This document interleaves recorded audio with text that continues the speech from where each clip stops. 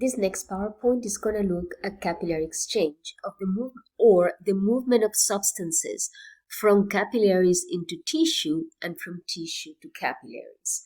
And this is the ultimate goal of the cardiovascular system, is the capillary exchange between blood and tissues.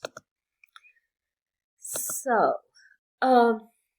the body has billions of tiny capillaries. Capillary exchange is the movement of substances in and out of capillaries. Substances that are moved out of blood into tissue are oxygen, some water, nutrients. Substances that are moved from tissue into the blood are going to be carbon dioxide and waste, metabolic waste, like acids, for example. So cells in tissue are going to need the oxygen and nutrients. Oxygen and nutrients are going to move from capillaries to tissue. Cells are going to make metabolic waste, including carbon dioxide, that needs to be eliminated. So it is going to be moved from the tissue into the capillaries. So you should know the substances that are moved back and forth.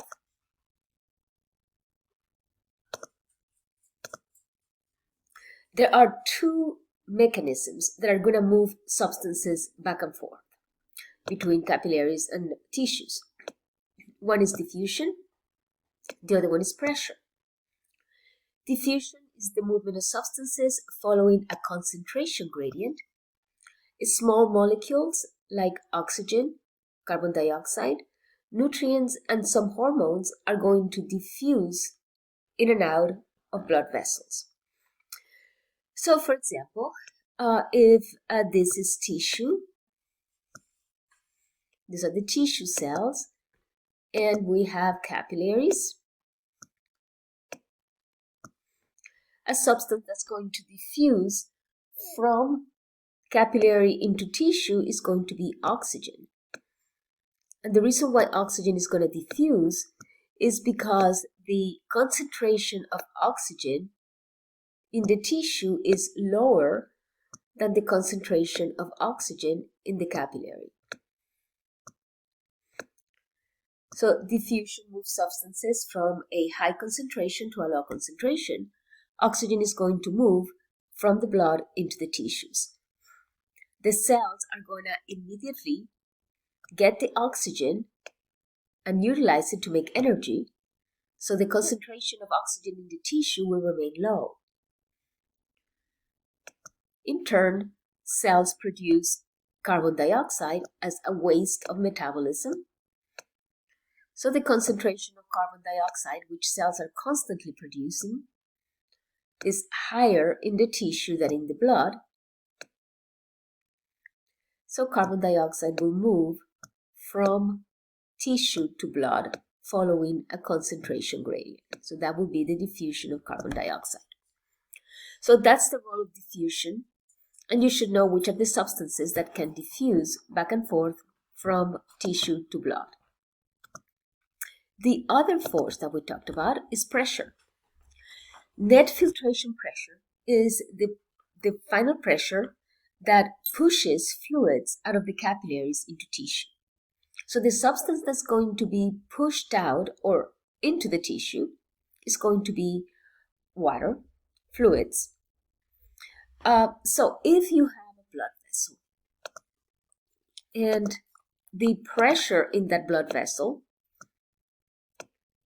is going to be the force that is going to push things out of the blood vessel. Now remember that for every force, there is a counterforce. So the counterforce, which will be the force that prevents things from being pushed out of the blood vessel, is going to be the osmotic pressure force, which is what keeps fluids inside blood vessels. Remember the protein in plasma called albumin? That was the protein that kept water inside blood vessels by attracting water to itself and preventing it from being pushed out. So these are the two forces that are opposite to each other. Blood pressure is pushing the blood out, that's hydrostatic pressure, where osmotic pressure is keeping that water in. The hydrostatic pressure is greater than osmotic pressure, and therefore some water will leave the blood vessel. However, the water leaving the blood vessel is limited by the osmotic pressure. In abnormal conditions, when low blood albumin occurs, that means that the force that is keeping the fluid inside the blood vessel is diminished, and now the hydrostatic pressure pushing things out is going to be greater. It's not going to be counterbalanced as much, and more fluid will leave the blood vessels and accumulate in tissue, and that condition is called edema. Liver disease, remember the liver is the organ that makes blood albumin. Starvation diets, because again, now we're going to have low protein, can cause a decrease in albumin, which could lead to edema. Now, if we look at these forces again to understand them a little better, this is a capillary, and the red side on the right-hand side is the arterial part of the capillary. The blue side on the other side is the venous side of the capillary. So you can see the two pressures that I'm talking about. Net hydrostatic pressure is the blood pressure in the arterial side of the capillary, pushing things out, and that is 33 millimeters of mercury.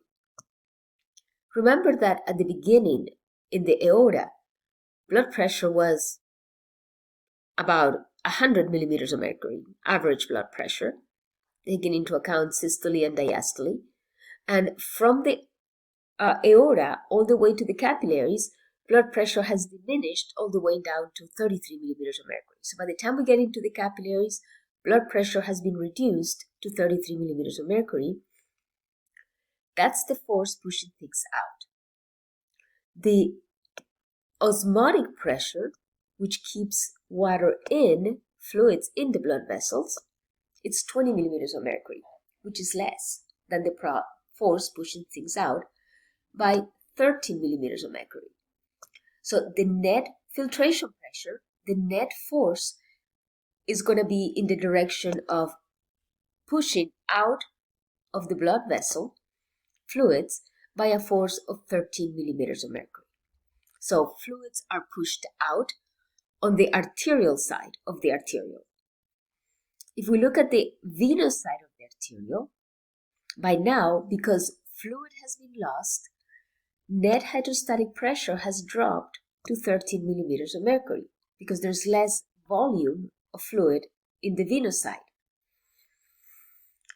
because some of the fluid has been pushed out.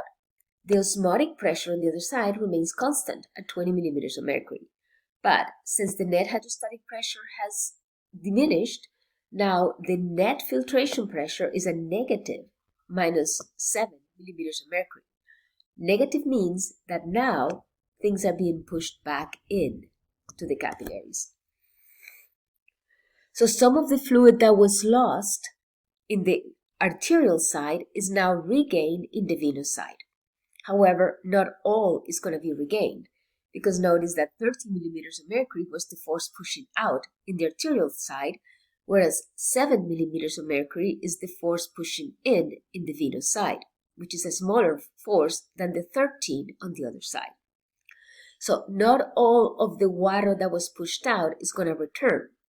That's why we have the lymphatic system that will pick up the excess water that did not return and return it to circulation. So you should know what the net filtration pressure is. You should know what the osmotic pressure is and how albumin keeps osmotic pressure normal. So what happens if there is a lack of albumin or less albumin in the blood, which means the 20 millimeters will decrease, which means that the net filtration pressure will increase, which means more blood will be pushed out from the arterial side of the capillaries. But also think about what could mean if the blood pressure increases from 33 millimeters to something higher, which means less fluid will be lost, will be pushed out of the blood vessel, which means pressure will remain higher in the blood vessels.